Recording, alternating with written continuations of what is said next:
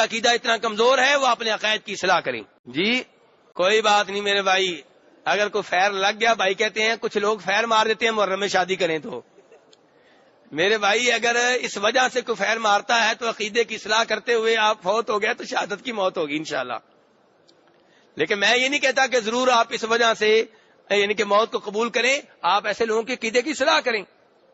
ابھی تک آپ کے محلے میں ایسے لوگ کیوں رہتے ہیں جن کا عقیدہ اتنا کمزور ہے؟ اس کے ذمہ دار آپ اور میں ہیں.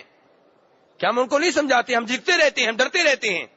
وہ چاول بیچتے ہیں ہمیں محرم کے، وہ گھوڑا نکالتے ہیں، سب کچھ کرتے ہیں، ہم انہیں بالکل نہیں سمجھاتے.